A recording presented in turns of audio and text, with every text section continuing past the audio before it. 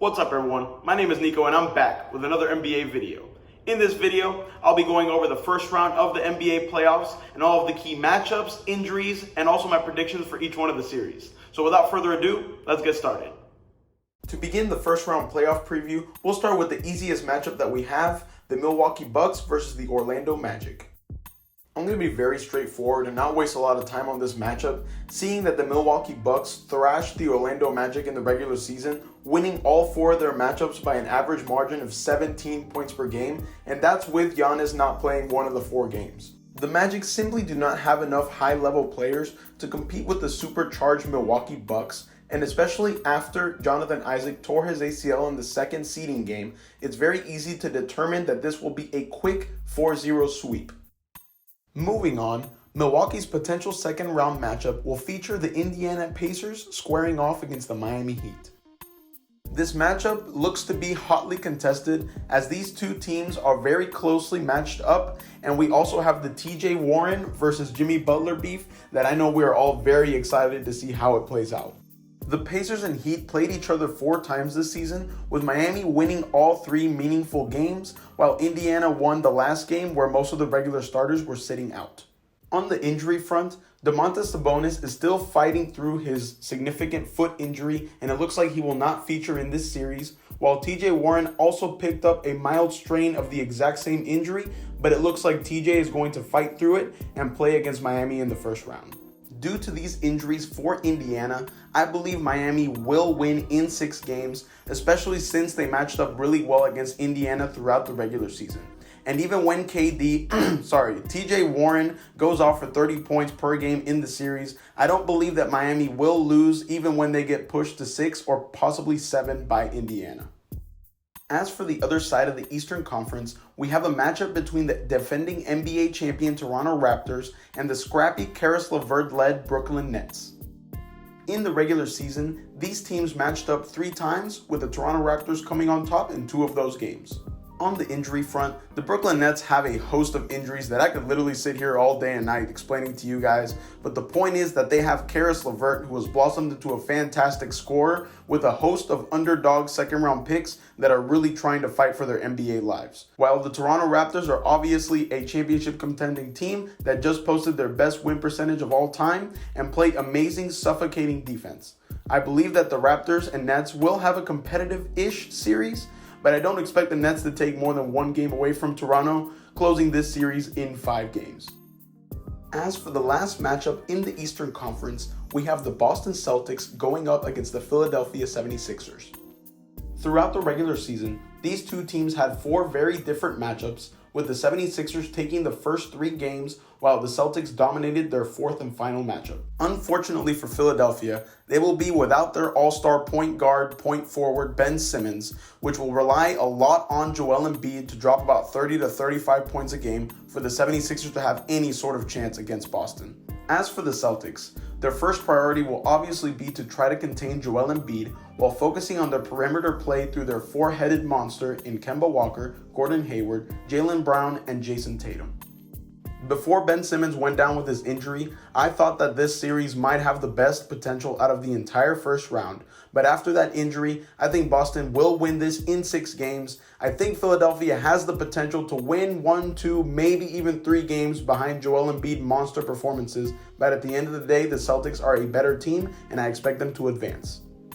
In the Western Conference, we'll start with my pick to win it all, the Los Angeles Lakers versus the Portland Trail Blazers. During the regular season, these two teams played 3 very high-scoring games, with the Lakers winning the first 2 and Portland winning the last one. There are no notable injuries to name on either side, unless you count Rondo at this late stage of his career. But anyways, the Portland Trail Blazers made a spectacular run through the bubble, going 6-2 and overtaking Memphis for the 8th seed, making things a lot easier and leaving them in position to only have to win 1 game instead of 2 in the play-in series. Portland's reward for winning? Getting to face the Los Angeles Lakers led by the GOAT and MVP candidate LeBron James, as well as a borderline top 5 player and Defensive Player of the Year candidate in Anthony Davis. Now, I've been reading a lot of reports and a lot of comments in general about people genuinely giving the Blazers a real chance against the Los Angeles Lakers, which I think is completely absurd, given the fact that Portland has one of the worst defenses I've ever seen from a playoff team in recent memory. So yes, it's cool that Dame averaged 38 and 10 with 50-40-90 splits in the bubble, winning unanimous MVP, and basically being within shooting range, anything within 50 feet. But it doesn't matter if he scores 45 points a game if Portland is just going to hemorrhage 130, 135 points on the other end. I mean, their pick and roll defense is beyond atrocious, and I would be very surprised if the Lakers don't average 130 points behind LeBron's 30 and Anthony Davis's 35. So with all that being said, Lakers in 5. Let's move on. We have finally arrived to talk about my hometown team, the Houston Rockets, versus the Oklahoma City Thunder, which I believe will be the best matchup of the entire first round. During the regular season, these two teams played each other 3 separate times, with the Oklahoma City Thunder coming out on top 2 of those times. But the biggest storyline surrounding this series is Russell Westbrook versus Chris Paul, 2 star point guards that were traded for each other just this past summer. Unfortunately, the Rockets will not have Russ for the first 2, maybe 3 games of the series, as he is still nursing a quad strain that he suffered at the beginning of the bubble.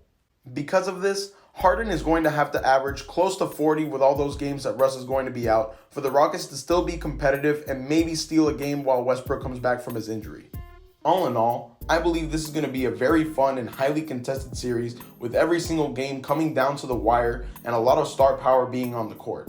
With all that being said, Rockets in 7, it's going to be very, very close, but I think Harden and Westbrook are going to have the edge in this one. As for the other side of the Western Conference bracket, we have a matchup featuring the Los Angeles Clippers versus the Dallas Mavericks. The Clippers and Mavericks matched up against each other 3 times throughout the regular season, including the NBA bubble, with the Clippers defeating the Mavericks all 3 times with an average margin of victory of 11 points per game. Seeing these figures, one might be led to believe that the Clippers have some sort of a supreme margin over the Dallas Mavericks, while this could not be further from the truth.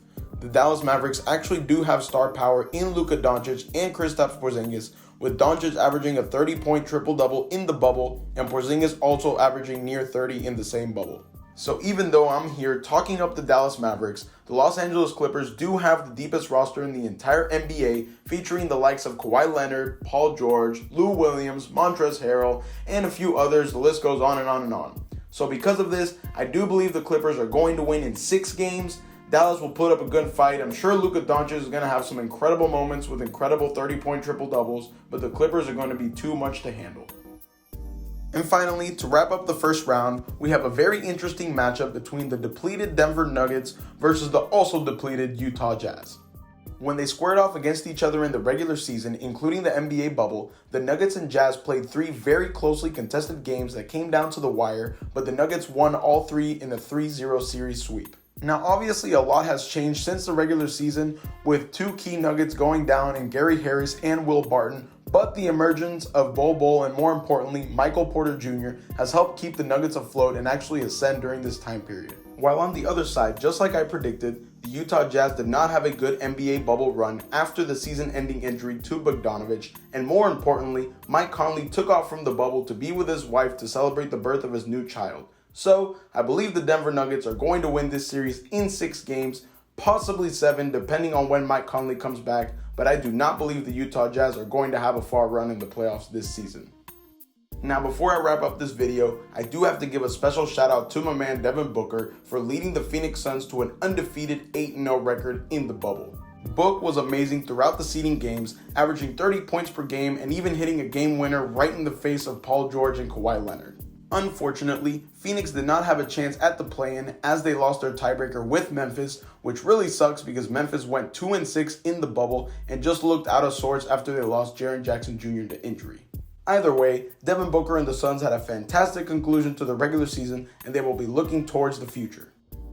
Thanks for watching the video, everyone. Leave a like if you enjoyed what you were watching. Subscribe if you're new and you're really excited about the NBA playoffs just like I am. Leave a comment if you think someone else will be advancing from these series. And also follow me on Twitter, Instagram, and also Twitch, where just 1 week away from the release of Madden 21. Until next time, peace.